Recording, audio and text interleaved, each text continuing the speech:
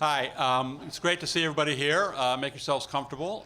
We have some time for this event, and we're really looking forward to it. My name is Jonathan Elmer, and I'm for the past year, I've been working with Jim Manion, who you see right here, and Mark Hood, who you see right there. Both of them veterans of the Bloomington music scene, and you'll know that they were important players in that scene for many years. It was Mark's and Jim's knowledge and imagination, and not to mention their personal archives, that directed the research behind what we call the DIY project, Music and Community 1972 to 1993, of which this event is part.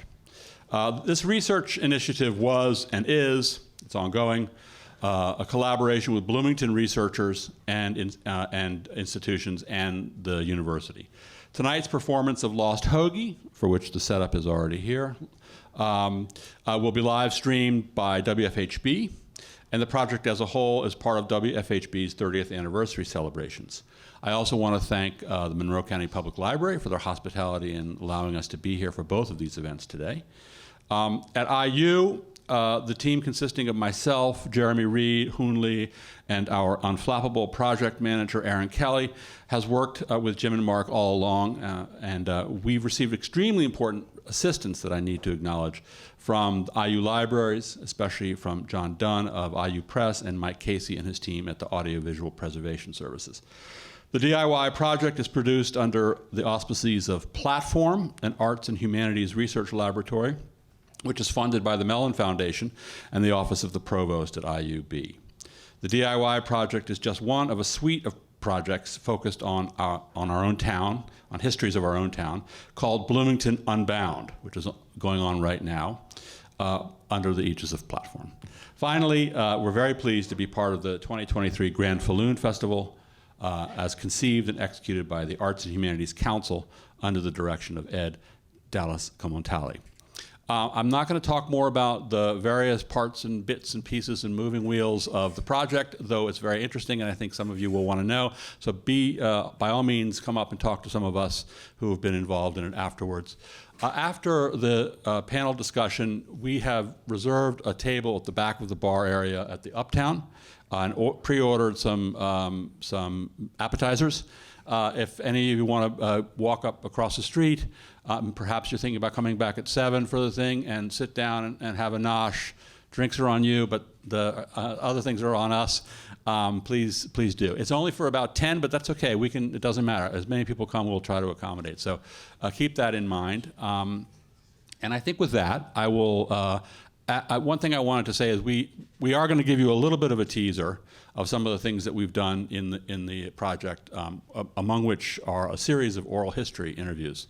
And our videographer, Jacob Crawley, has put together a short of about 4 minutes that combines a bunch of people that we've talked to. Not everybody that we've talked to, but a bunch of people that you've talked to.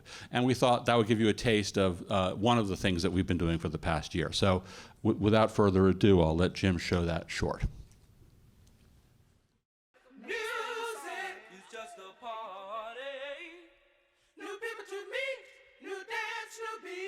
Well, eclectic comes to mind. Yeah. For a place this size, it's pretty incredible. I've got to play with some of the best musicians in the world. I came to Bloomington in the fall of '68, what I call the fall of love. The music scene, I'm sure, it was more diverse and interesting than even I was aware of. I was amazingly lucky. I found a couple little gigs that were very supportive of me and that whole community. Look at growth over this almost 50-year period, and certainly for me, I'm very proud of the way African Americans have become a part of that scene, and have contributed to it and have helped, help the issues of cross-cultural understanding. It was just a thing that was in the air. Everybody was into the back to the land, doing things yourself, as they said that's kind of important in this. Nobody was like, we're not going to watch television, we're going to make our own entertainment. And a lot of that is due to the culture here. For a town of this size, and because of the university here, we get exposed to a lot of cultural things, music, art, etc., that you would have to be in a big city to find anything like it. Bloomington was a big comfy chair, really, for us during the late 60s and 70s. Everybody was open for anything. Right. And they were all feeding each other's dreams and ideas. And what about the clubs starting that came on after the Bluebird? I know Jake's came on, Second Story. Well, Second Story wasn't quite the Bluebird, but it was unique, and it too had, it was a good place for locals. And there were a few groups that played there that were on the way up, so to speak. The dancing cigarette.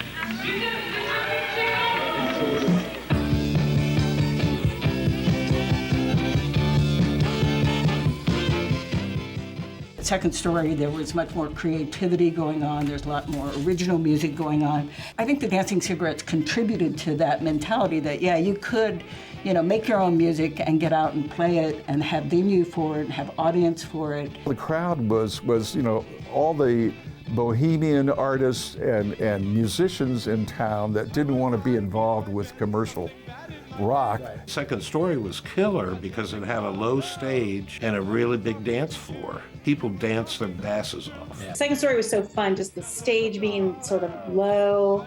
Your audience was right there with you. I mean, the energy you put out, you'd get right back. We grew up at Second Story. Back when I think it was called Bullwinkle's Upstairs, we'd slip in with fake IDs. There were just so many acts coming and making their own music just as we were. So if we weren't on stage, we were in front of the stage, dancing and thrashing and enjoying the music that others were creating as well. All these people are just saying, we don't like the established way of doing things. We want to be ourselves.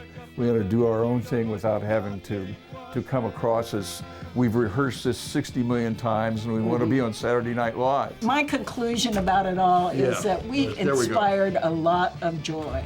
Yeah, there was a lot of joy at Second Story. Yeah.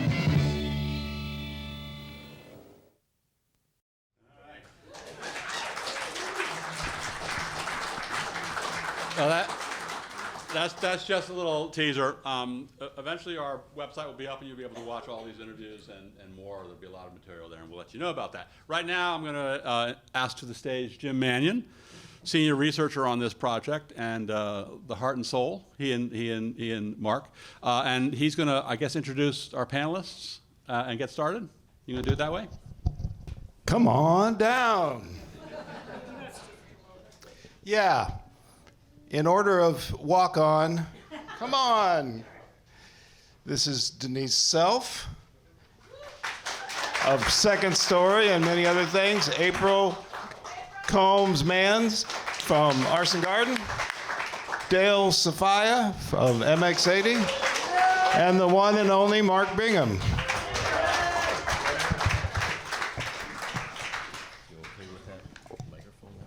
I like to hold them. Wow, this is really, really great. They got lights and I can't see anybody, and that's good.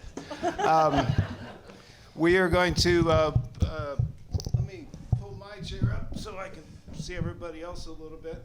We got some preset questions, but this isn't gonna be a preset kind of thing. Before we get into it, I just want to say that it's appropriate that this event is part of a Vonnegut-themed festival because I definitely feel like Billy Pilgrim right now, unstuck in time. We're on a stage where I saw Mark Bingham and MX80 and others do various performances back in the day.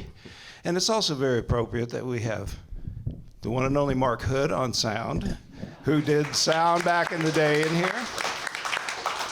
And it's not possible for me to be very objective today because my collective knowing of all these panelists adds up to about 200 years.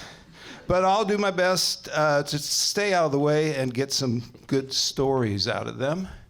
And I think we want to start, for the beginning, let's just start with, hey, April, if I sit down here at the end, I'm going to have to go first the whole time. That's why I made you go down. No, but for each one of the panelists, I just want a brief Bloomington arrival story of when you got here and what was going on. Well, I'm the last of 5 children, and my older brother and my older sister had gone to IU. That's the only school I applied to, and thank God I got in.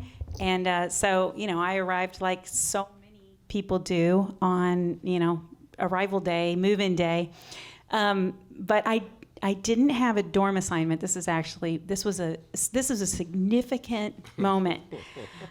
They didn't have a dorm assignment for me, and I don't know why, I can't remember, but there were 2 choices, and James was with me, thank the gods, because there were 2 choices. One was Briscoe, and one was Collins Living Learning Center. And James was like, you want to pick Collins. And so I did, and the rest is history. I transferred from the U of M music school to here in 1966. For some reason that the school later regretted, they put most of the arty and musicians into Wilkie Quad. And a lot of lasting friendships. I mean, I'm still friends with people I met in Wilkie Quad, and first and foremost, of course, Bruce Anderson and I glommed onto each other and became inseparable from then on. We had the same interests in music and art and movies and whatever, literature. So eventually we moved out of Wilkie and started what became the Screaming Gypsy Bandits. Originally, it was the first national band, and that's it. Well, my arrival story is a little different. I'm a townie. So I was born in Bloomington Hospital in November 1952, and I arrived. I have always been a poet, and I've always been a wordsmith, and my dad was a wannabe musician. So he and his family played music, rehearsed in our house when I was 7 years old. So that is really my first experience of live music.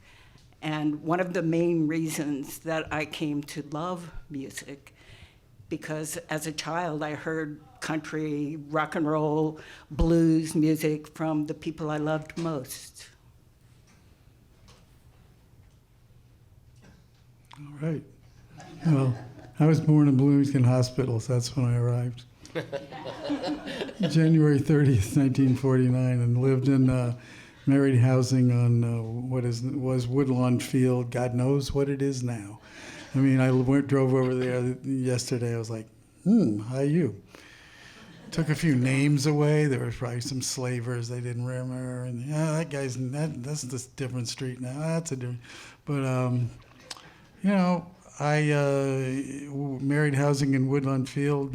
Even at that early age, it was the start of diverse life for me, because you had neighbors from India, you had neighbors from Asia, and I just sort of thought the world was like that, My best friends were black.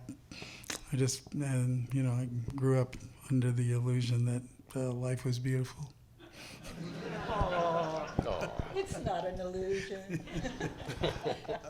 We don't have to necessarily go in stage order for the rest of these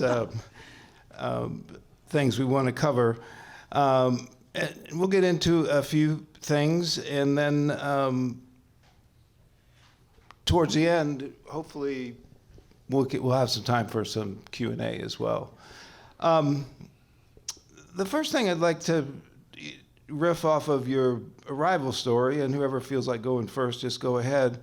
It's a 2-part question. What was the Bloomington music scene like when you first arrived? And what was it like when you were last involved with music in Bloomington? And why did you decide to leave Bloomington or stay? That's a couple of paragraphs. So whoever wants to go first. Well, I stayed. And mostly because of family. You know, I still have to get away to the coast every now and again, but I stayed. Although I left the music scene, really my involvement with the music and art scene both began in the early 1980s, about 1980, when I moved back from getting a degree someplace else, getting a photography degree someplace else. So I became heavily involved in the scene during the 80s and especially the early 90s. By the mid 80s, we were doing nights, and in the early 90s, I was running Second Story. I left Second Story due to burnout and due to some of the management attitudes. So during that time, I was also undergoing other life changes, and I just made other choices, turned other karmic corners. So for a long period, people thought I actually moved out of town, but I didn't. I just moved out of Second Story.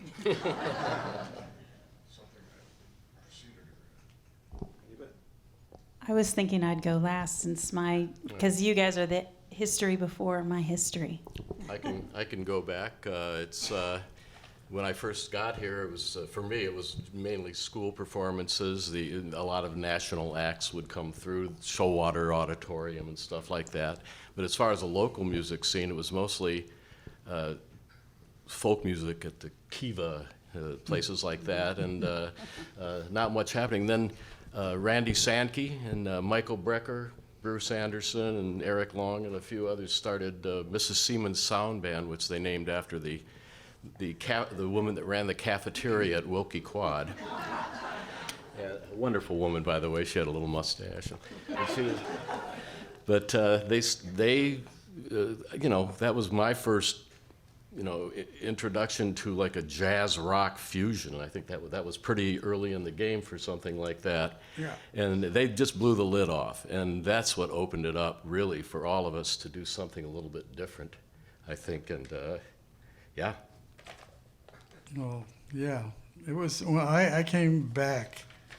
I left. I lived in 8 different places in Indiana, then in 6 different places in New York. Ended up going to IU, and I was a distance runner, and I was planning to continue running. The coach was not. The coach wanted me to get a crew cut. I was like, and my hair was not long, but it was just like I was like, really? That's how this is gonna roll? And I was like, oh, thank you. So, I'd already started doing music, and so when I came here, it was fascinating. It was only a year after Dale was here, but I found that there was so much going on in the music school. There was so much stuff that I had no idea about because I wasn't from the music school world. I was making up songs and singing and whatnot, and so I just found it spectacular. And this is over the next number of years, when you'd go to some bluegrass gig, like Bob Lucas's band would be playing at some bar that's downtown, and some of the music school people would come in and they'd be bluegrass bands playing my favorite things and soloing for 10 minutes at the end with bluegrass instruments. So there was this definitely a big mix-up of everything. And when I got Xenakis was here, and that, so to me it was just an enormous learning experience about all the different music that was going on in the world. And eventually it was enough. I ended up going to New York because I didn't know what else to do in Bloomington. I had put myself in a cage after that. I was like, Literally, he did. In People's Park. Yeah, I had made a spectacle of myself, and I think I had to slink off into somewhere else. At least it wasn't, pitchforks and yeah, it wasn't. Where were you talking about last time? Where we played at Bloomington High School, and they threw rocks at us. Oh, yeah, thank you, Jeffrey Morris, for saving us, by the way. Yeah. When I got into the Bloomington music scene, I was sort of coerced by my brother to join the band. So in a way, I wasn't familiar at all with the Bloomington music scene. It was the beginning of my sophomore year, so I was only 19 years old. So I couldn't go to clubs. I would go see, the bands that play on the street, and I loved that. I'd gotten to see the Rosebloods that way, and Linda Manis and her husband. Andy Cobine. Yeah, they were so great.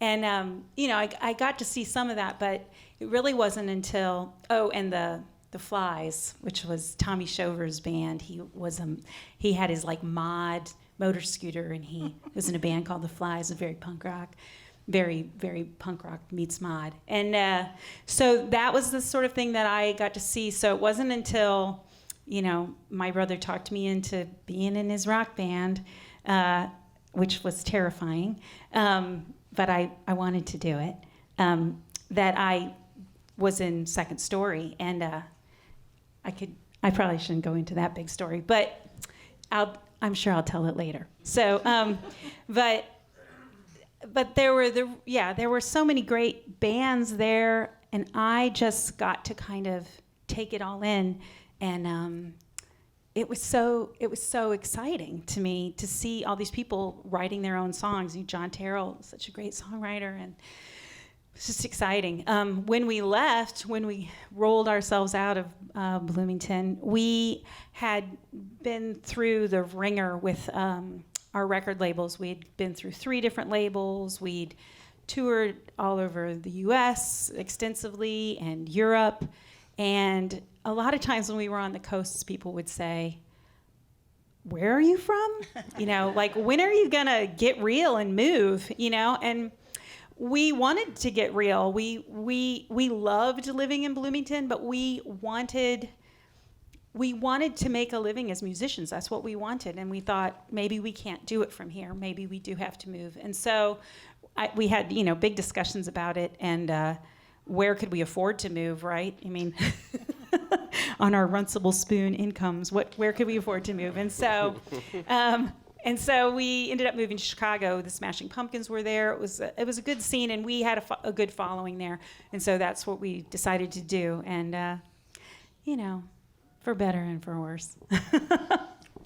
By the time I left, when MX80 moved in '78, the locals, most of our buds had left by that point, but there was the Gizmos were playing here. Johnny Cougar, he hadn't added melody. We loaned him our PA at one point, but mostly it was cover bands around here but except for at the Bluebird, where they'd have Sun Ra played an amazing thing there. Yeah, Sun Ra, and then Mingus was there and humiliated a saxophone player that insisted on sitting in with him. Insisted on after the first chorus, and Mingus was doing this. Right. And he says, after the second chorus, he was like, and the crowd starts laughing, right? And the poor guy, and the guy, you don't take the third chorus, you don't take the second chorus with Mingus if you're his sax player. Yeah, right. Yeah. So it was beautiful. Yeah, he said, I think Michael Gribrock reminded me, he said, when Charlie Parker plays, after about 2 notes, I know who he is. You played three choruses. I have no idea who you are. Yeah, exactly. Yeah, I think the Bluebird was I had a lot of times in the Bluebird. We played the Screams of the Bands that played the first notes in the Bluebird when it became the Bluebird, which was New Year's Eve '73 into '74, I believe, and that was kind of a wild night, and yeah, there were a lot of the Brain Sisters shows in there too. And Michael Bourne was such a great performer. And he went on, he did his DJ stuff, but it's too bad he couldn't have he would have been a Broadway star, Yeah. I mean, he kicked Kevin Kline's ass, and look, Kevin Kline was just prettier. But I should say that by the time I left Bloomington, there was an incredible scene of bands playing, writing their own songs and creating their own stuff. It really was golden. It was such an exciting time. Go see your friends and the songs that they were writing and putting on amazing shows. It was great. Yeah, watching some of the interviews of the people, you and others, and David, and it was wow. This place really took off after we left. Yeah. Well, I missed, last time I played here in that era was 82. And we'd get good audiences and could come back here and play quite a bit. And we were based out of New York, at that point. And then I missed kind of 82 to 95, 96. I came back and did some work at Echo Park, but I didn't play any shows here from 82 until 2017. Well, so I missed that entire era. Some of that has to do with the coming up of Second Story. Yeah. And Manion, and Jim, and Lee Williams were really influential in terms of getting that venue open. And then David Miller took over and brought all kinds of different kinds of music into the room, and all kinds of different genre, and also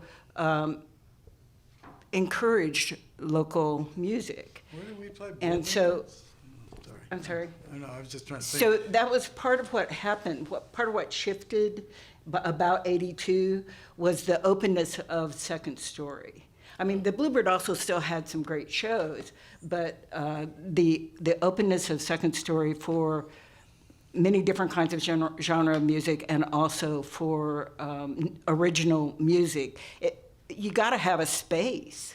And that was part of what I tried to create with Nights by the middle 80s, and it's what David created until he left at the end of the 80s, and it's part of what I tried to continue in the early 90s. Yeah, real eclectic range of bookings shifted from the 70s at the Bluebird to Second Story. Second Story was Bullwinkles? Upstairs. Upstairs from Bullwinkles. Second Story. Where did the Social Climbers play? I think, didn't you play at Jake's? And we played one gig at Jake's. That was weird. That was a big old place, but... but we played at one of those buildings, like where... I think it was where Bullwinkles was. Yeah. I don't think I was there because... It was really echoey. I think I unfortunately lived in Evansville for a year and a half during that period. And also, this is totally not on the list or not what anybody asked about, but I want to put out a kudo to Lee Williams, because... Absolutely. Lee Williams brought so many national acts to town at Jake's, and he brought people together in community at Second Story at first, and then at Jake's, and then he founded the Lotus World Music Festival. So I'm just saying, whatever else is on our list, I need to say thank you, Lee Williams. Yeah. Thank you, Lee. I mean, absolutely.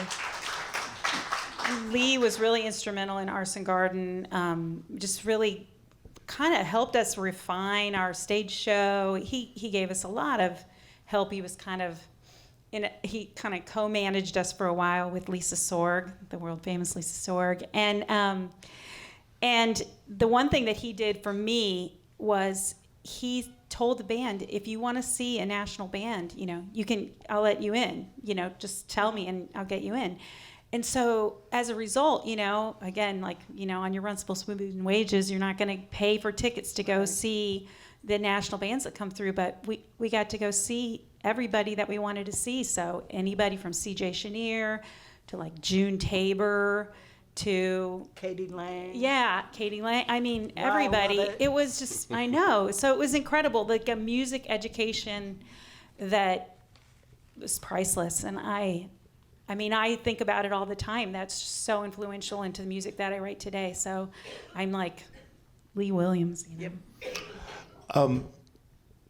In 10 or 15 minutes, we're going to go a little bit deeper with just talking about music creation itself. But one of my favorite elements of these interviews we've been doing is when people start talking about the community within their circle of friends and circle of musicians in Bloomington. So if I could have each of you talk a little bit about what elements of community, connection, and friendship were part of your creative lifestyle in Bloomington, especially before smartphones and social media. Yeah, this is all analog. Yeah. So just I think it was Dale just talking about what we just hung out.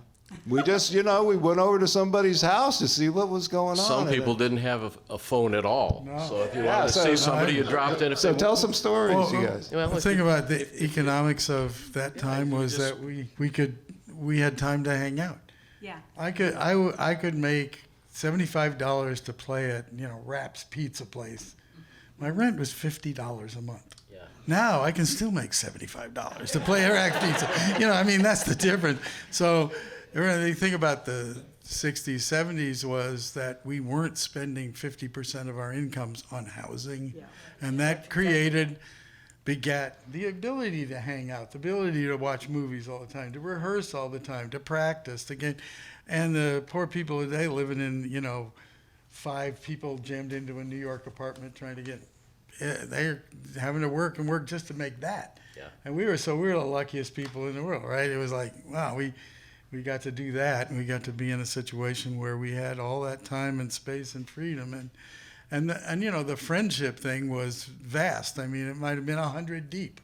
That's the thing. It wasn't like everyone was your best friend, but people were your friends, even if you hardly knew them. Yeah. So it was a different feel there in the early 70s. And everybody had each other's back. Yeah. To a great extent. I mean, humans are humans, but I mean, for the most part, I don't remember any really petty stuff between people. If somebody needed something, if a band needed something played, there'd be somebody to play it.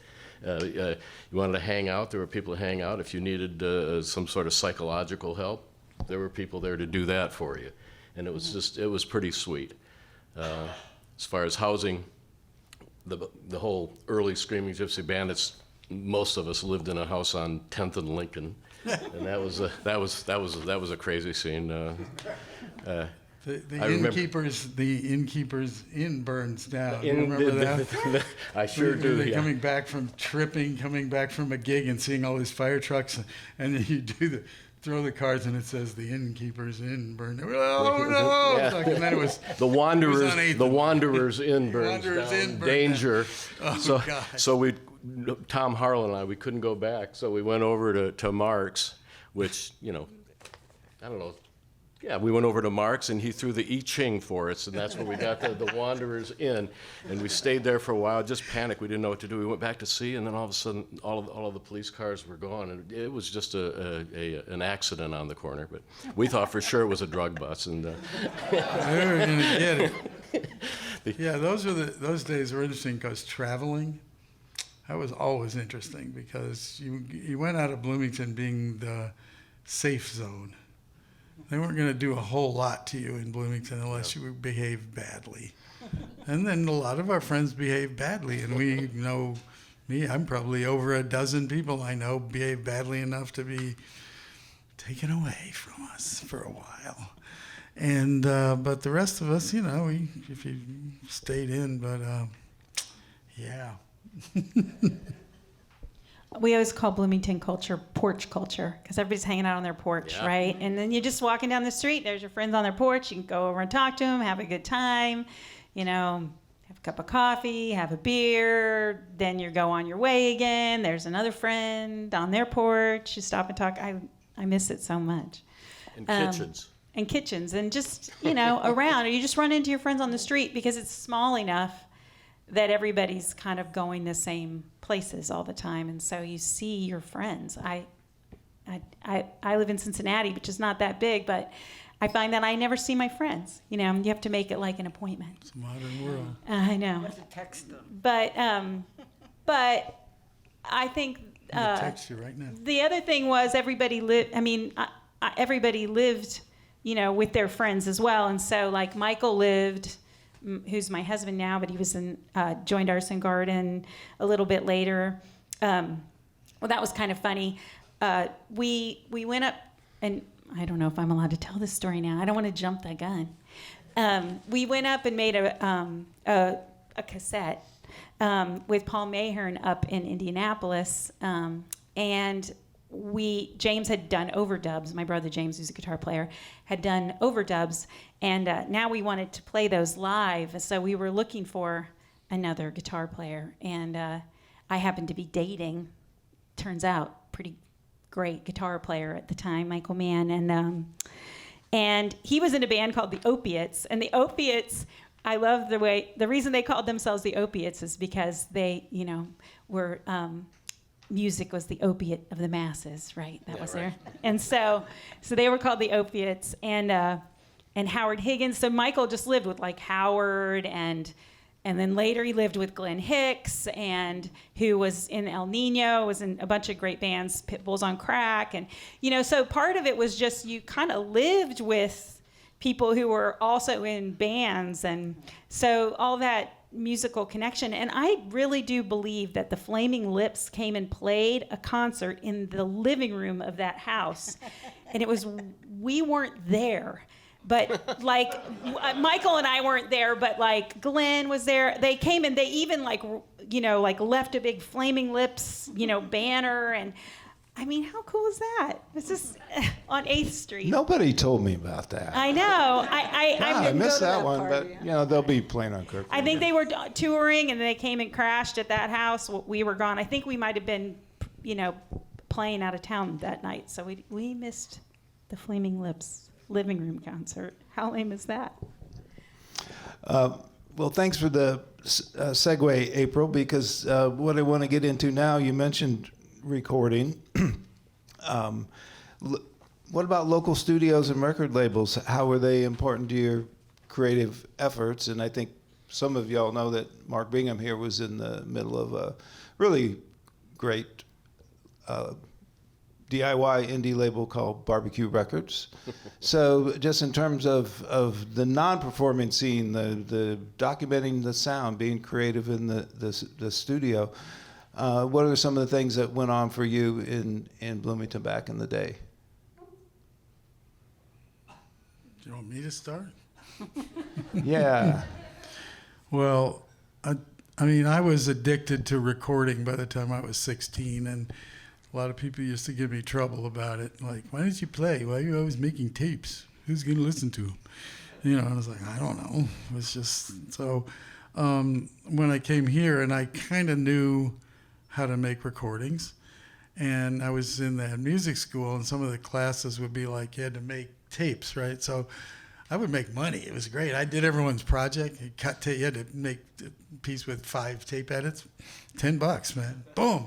I mean, they didn't have to do it. It would take them a day. It would take me like 20 minutes. Like, yeah, I know how to do something, And so then we did one recording at Guilfoy's, and there was a guy there named Bob Todrank that was the engineer. And then the next time I went to Guilfoy's, it was Mark Hood. And that's what changed the whole game there, was that Mark really knew how to make records. Now, I don't say Bob Todrank didn't, but I had come out of the scene in LA where I was 18 years old, and I was working on Judy Collins records, and I set up the PA at the Crosby, Stills and Nash rehearsal. I mean, I heard some stuff right in my face, and this was like planetary hit kind of stuff. And so when I came here, I was like, yeah, that's what we got to do.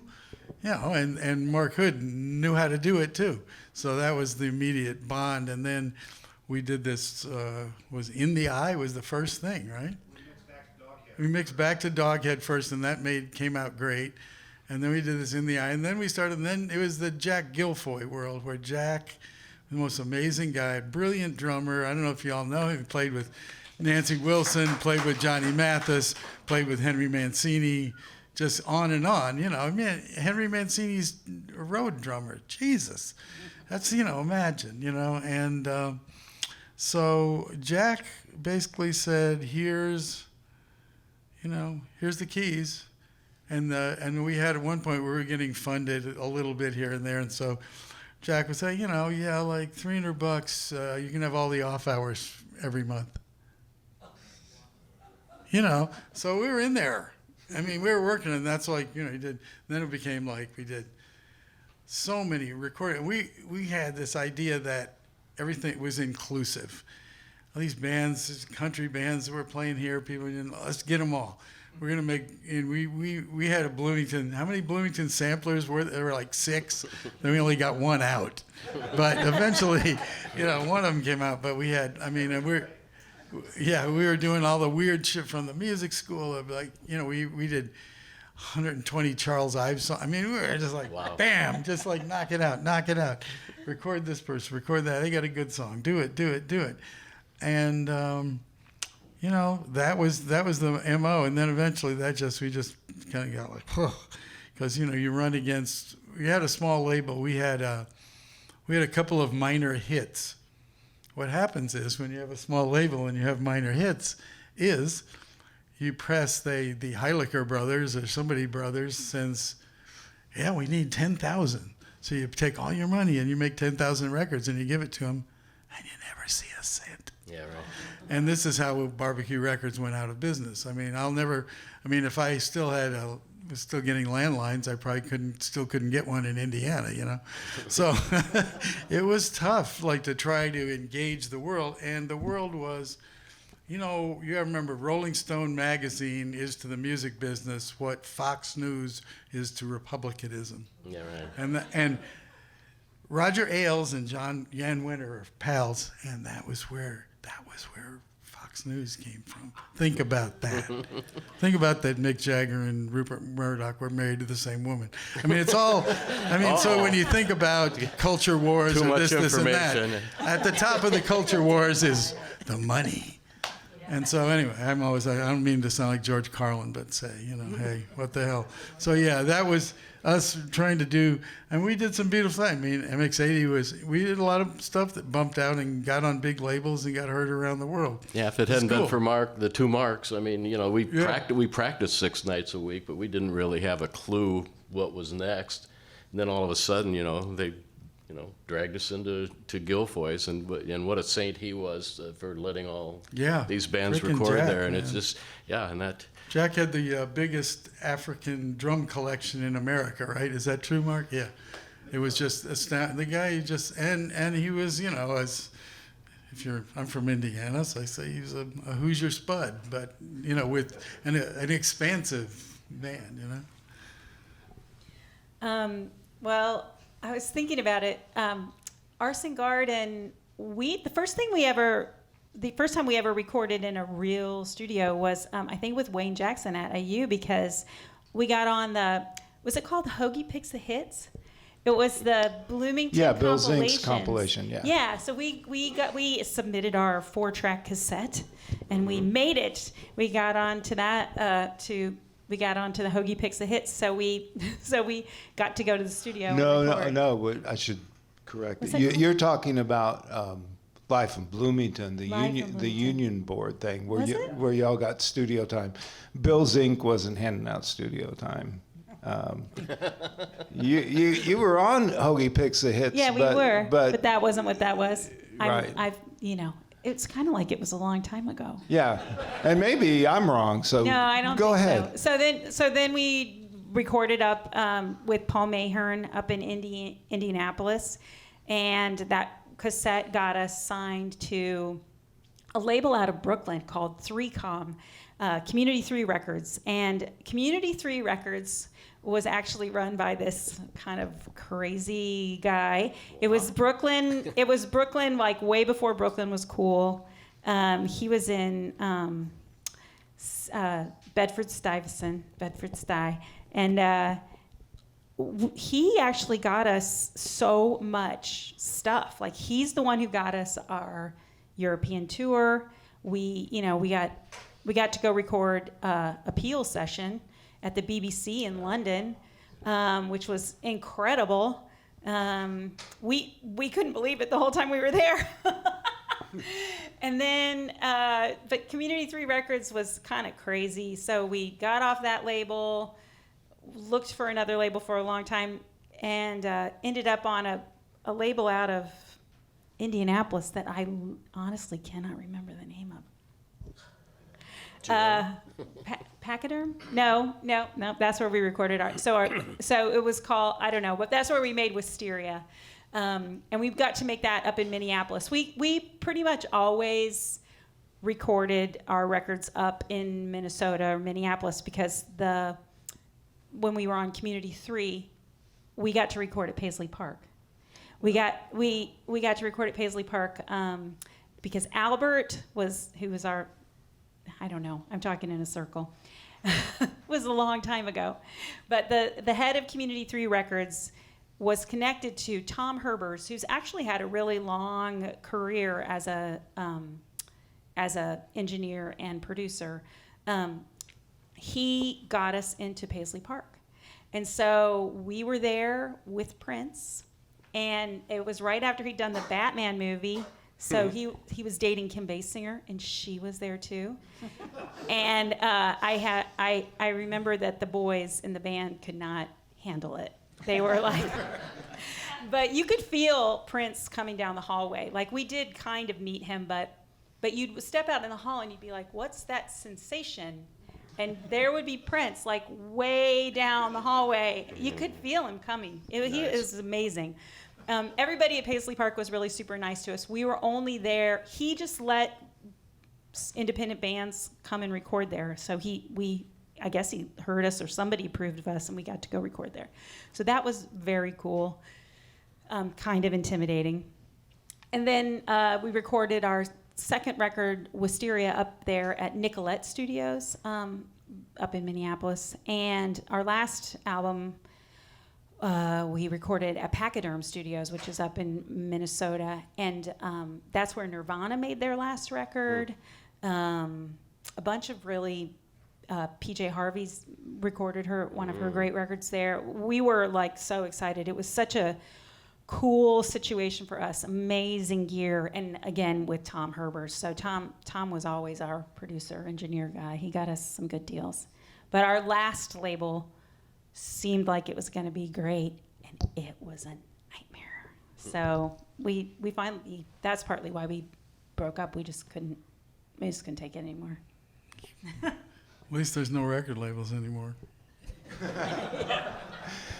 There's Bandcamp. Nothing but Bandcamp. The next topic is really for Mark, April, and Dale, and then I have a question about personal creativity for Denise, and we do want to talk a little bit about the concept of Night and how that was an important thing around here, late 80s and early 90s. But really want to break it down to, those on the stage who were involved with music creation. The key elements of the sound, the lyrics, but really backing it up, just like what was the intent behind creating the music you were making in Bloomington back then, and apply that to the sound, apply that to the lyrics, but whatever was driving you personally in your creativity as a performing musician, as a composer, songwriter. What drives that intent where you got up every day and wanted to do this? Well, for us, Bruce brought in a guitar part. As I said, we practiced 6 nights a week, so he'd bring a guitar part and a concept. What we did was modular and entirely improvisational after that point. And we just play and play and play, and looked for the good mistakes to use. I mean, and it just, everything kept moving. We could turn on a dime. We practiced so much. So, and there were just modules of sound that fit together however we wanted to fit them together. Then Rich added his vocals, and which were often sincere but humorous takes on social issues, affairs of the heart, trendy trivia. We did some movie title music covers, usually horror movies, and and it, I could just, if I could, Rich actually, I asked him to address the lyric part, if I could just read it. The music dictated Emick's lyric themes. First and foremost, the words had to reflect Bruce's music's beauty, turmoil, relentlessness. The Moon-June approach wasn't going to work. Instead, we used lyrics like, It's kiss and run, one long kiss, one long track. It's a train to Loveland, and it's not coming back. And that was just like, just a pounded out song, Train to Loveland. Captured the tempo and spirit of the music. Second, Bruce wanted the lyrics to provide an access point to his composition, kind of a spoonful of sugar approach. The humor was used to make a point, for example. The guys and gals in all the big states are getting together and wearing toupees. It's not just the hair, because they could grow it there. It's wearing a wig with the people you dig. Third, I believe the lyrics needed to reflect truthfully what we knew and saw in our everyday life. This last bit, I think local, act global policy resulted in a song like PCB's about the pollution of Bloomington's water supply. The Pig is King is about one of Indiana's grossest national products.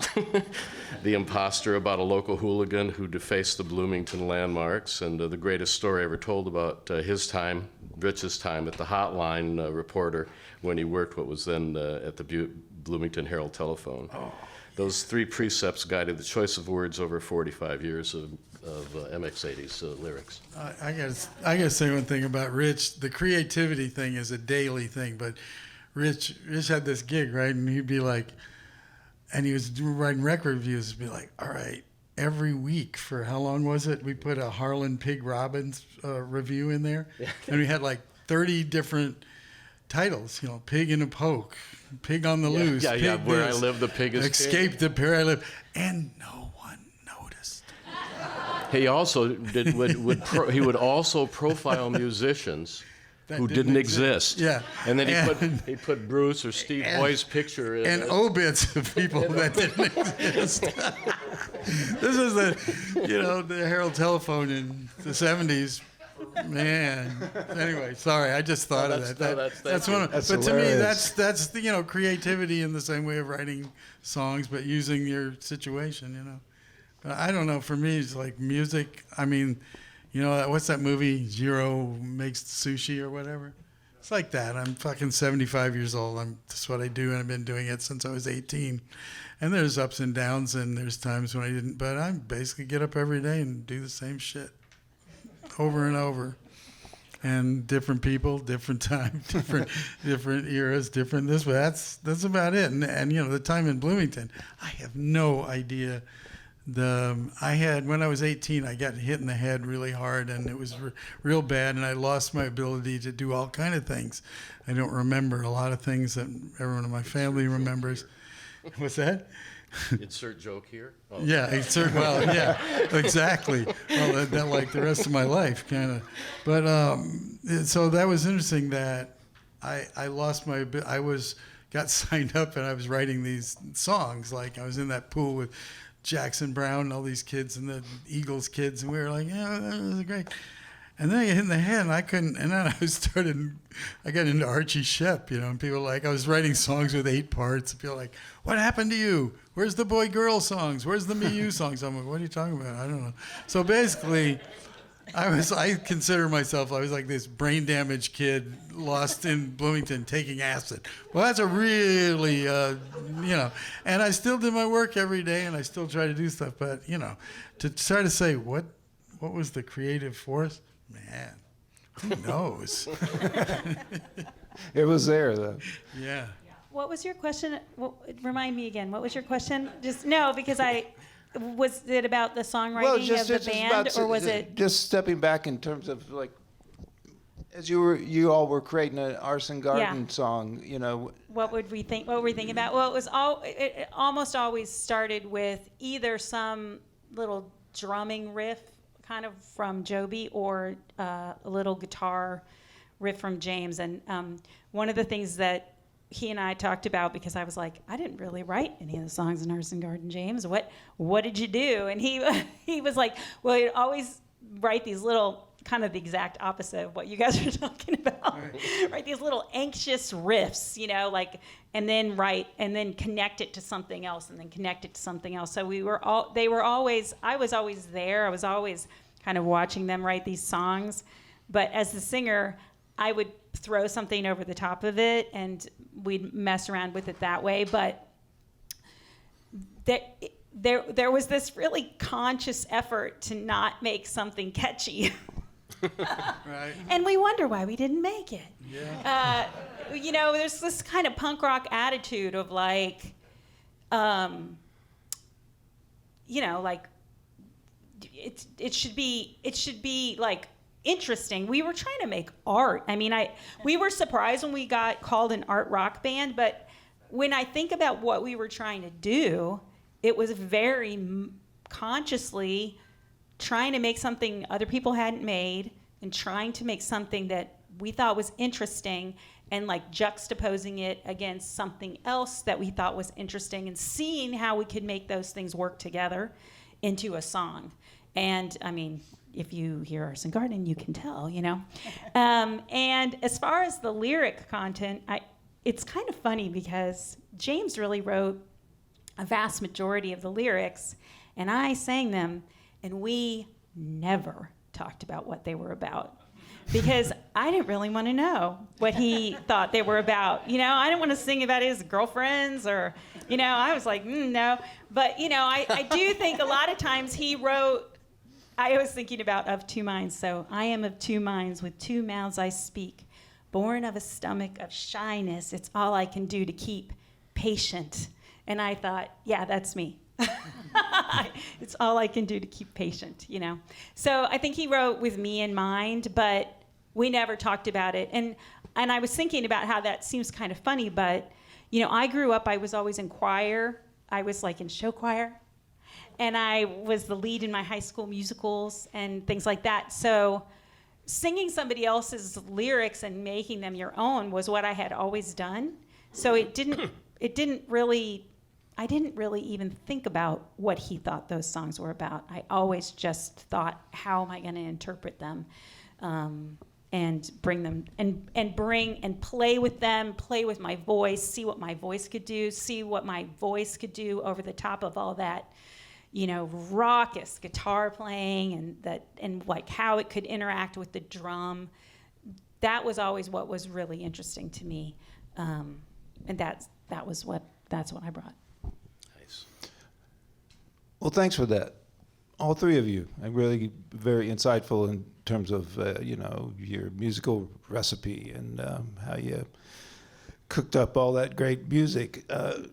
For Denise, who is not a performing musician or a songwriter, but still a crucial part of this music scene, I wanted to ask a little bit about the creative work that you were doing in the 70s and 80s and how you found that intersected with the DIY music community. But I want to spend a few minutes here to talk about what led you to your post as a curator of the Second Story Stage and the Urnite series of multimedia events. Well, really it gets back to my involvement in the music scene, really gets back to your question before about community. And when I came back from getting a degree in, I don't know, Columbus, Indiana, and then Cincinnati in about 1980, I had developed really close friendships and relationships with people like John Terrell, and then in the typesetting community, you know, and the Dancing Cigarettes, who were very influential in the early 80s music scene. But also I was setting type for a living and I learned to set type so that I could typeset my own poetry. But I started to get to know a bunch of people who were involved in other arts besides music, including the genius Paul Sturm. Yes. And who, you know, he taught me so much about just dance outside the box. You know, you don't have to stay in that box. And also Paul Smedberg and Bill Weaver I knew through Terrell from, you know, for several years. But all these creative people were Esther Millen. There were a bunch of people who were doing creative print media work. And so I got involved in that. And also I still was doing photography. And the way that I I became close with a lot of musicians because I typeset a lot of the posters for a lot of the bands, and I got to know Lee Williams because of that, because when he was doing shows, I would help set type for them, and then I would get in free too because I was poor and he didn't pay me for the typesetting that I did. But it was a community and a collaborative effort for all of us, and it was full of joy. That's one thing I want to say, that throughout this whole, the 1980s, the process of, running the Ernites, and also in the Second Story days when I ran the club, there was so much joy. And it had to do with not just one type of music, but it had to do with everybody talking with each other, not texting. There were no cell phones. There was no digital media. It was all about what April was saying about the, porch culture, but also like the Allen Building culture, meeting at the Uptown bar the next morning after whatever happened the night before. Those are the kinds of things that I was involved in and that I was a part of in the 80s and early 90s.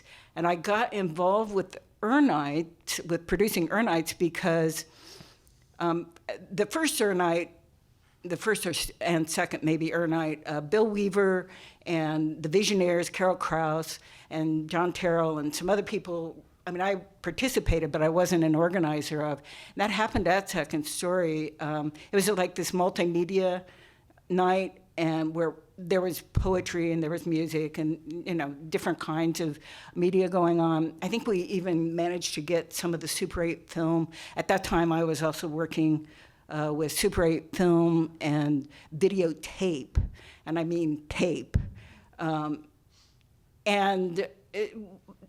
The first Ernite was put on by the Visionaires, and then they kind of let it go, and it morphed into, there were snowy nights that I think Bill put on at the library auditorium. But the earthing kind of was dropped because it was a lot of trouble. And in 1985, or it might have been 1984, there was a performance that David Miller had allowed at Second Story, in which Paul Sturm was doing his performance art, and I think the Octave Doctors with Andy Cobine and Linda, were playing, and there were about 10 people in the room, and it ticked me off. I got really upset because it was completely beautiful. It was just such an amazing night, and nobody was there. So I decided in that moment, that night, that I was going to bring Ernites back. And I don't know, somehow I talked to David about it, and I got it together and started doing about once a year, sometimes twice a year, on foolish years, 3 times a year, like 20 acts on stage in the same night with like an hour video component beforehand, which Jim Manion helped, compile. Although it was open. The cool thing was that I took a very Buddhist stance with it and opened the slate. I let anybody who wanted to perform, but there were limited slots. There were only 20 slots, so people had to come to me and say, hey, I want to play. And also, I took it as a practice of challenging musicians to share equipment. Mm-hmm.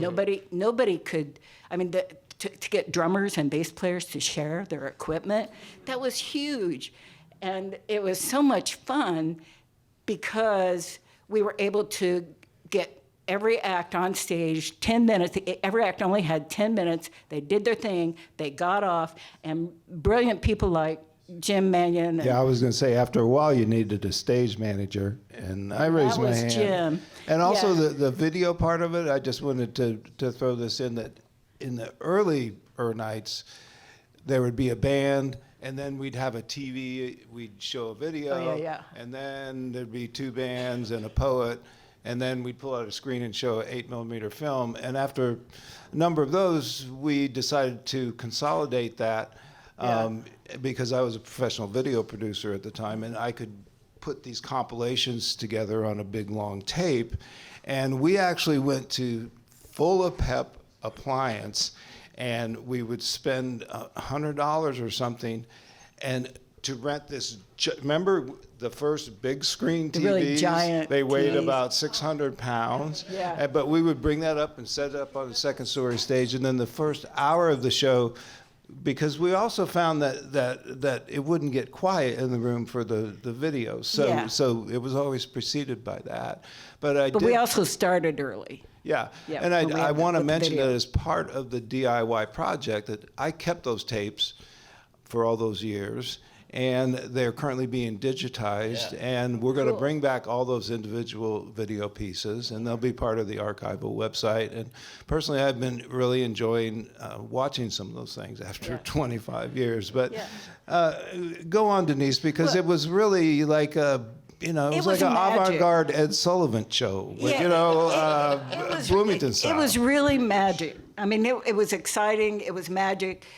Occasionally, we even did the really foolish thing and had 2 nights in a row of And people came. I mean, the room, second story was packed. And the beautiful thing to me was always that, I might have put and I love doing this sort of thing, put a folk rock band or a folky band or one person doing, just some odd musical thing of their own, and then put a hard rock band right next to it. And the people who came for the hard rock band or for the jazz or for the blues or for the whatever, they were exposed to, and they listened to all the other genres. And that was my primary mission, really, was to expose people to lots of different genres and also just to have big fun.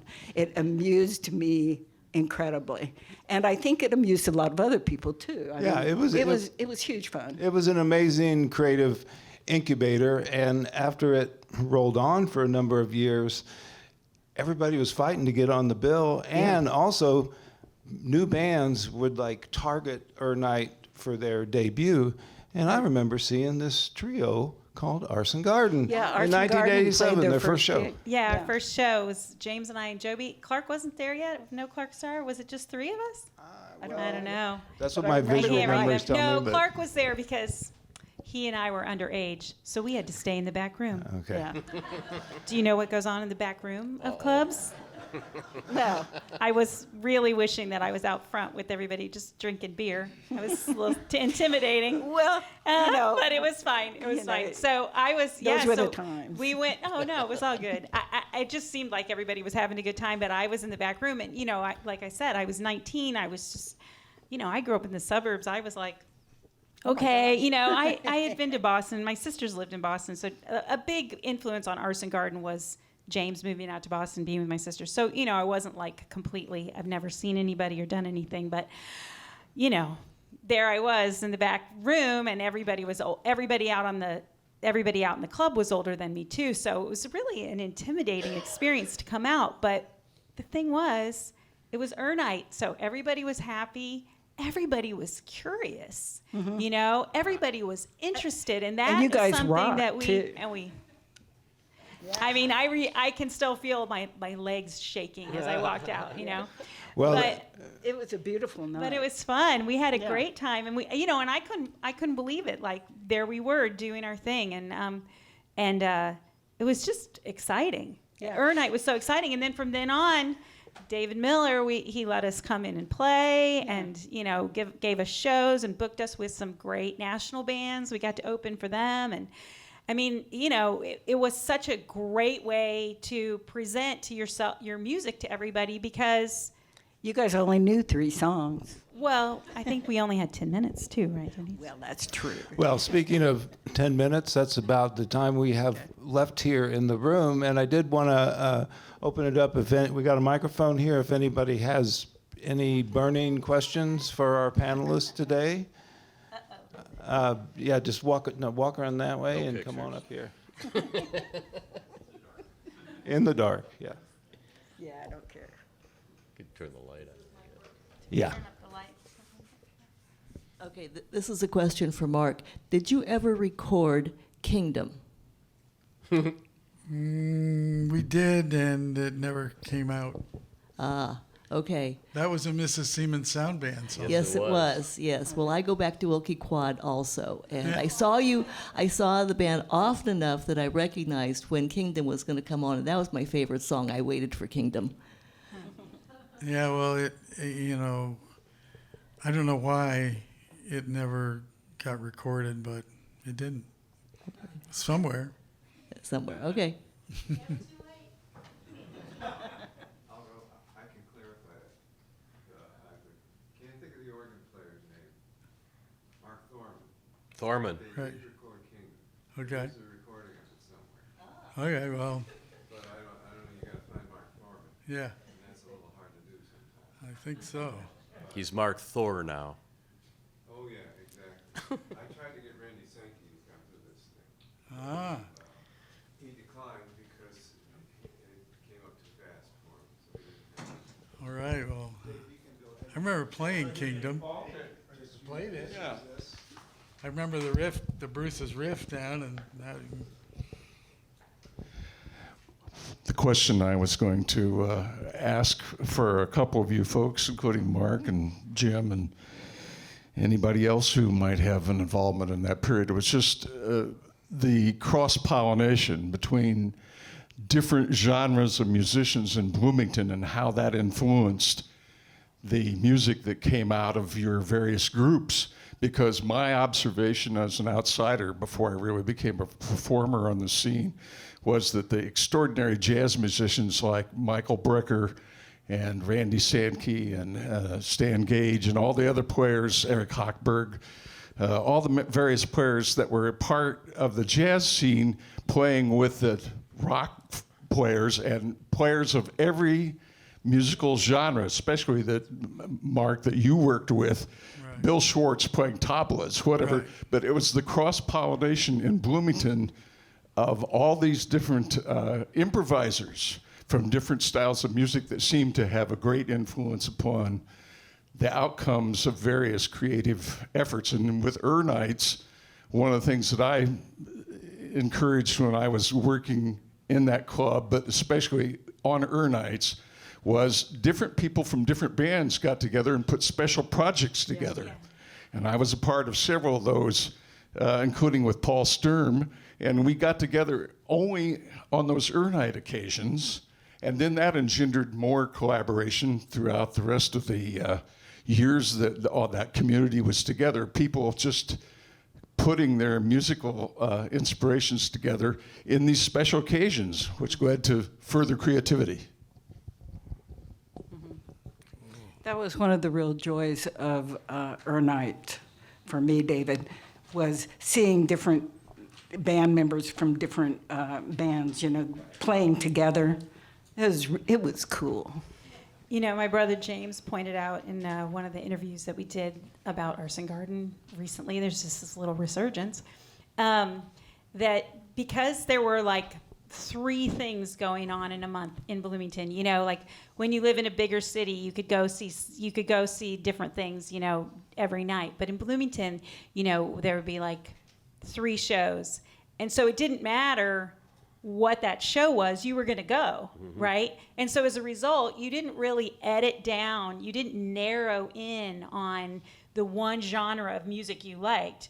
It's like, oh, well, if that band is, if C.J. Schneer's coming to town, and this blues band's coming to town, and this punk rock band are coming to town, well, that's what I'm going to go see. And that amalgamation of music just sort of blended into the music that we all made as a result. Made us like deeper, Great dig deeper into the eclectic blend of everything. It was pretty. Yeah, it was amazing. Yeah. Yeah, and that energy is definitely still here today. And as I always like to put it, whether it's true or not, I really feel like the current and ongoing Bloomington music scene was highly influenced by the people that are on stage with us here today, and the kids today don't even know it. But how these kids today? So it is today, but so many people that are doing music in Bloomington now. I was talking to Jar Turner from WFHB. You know, why'd you come to Bloomington? Because there was cool music here.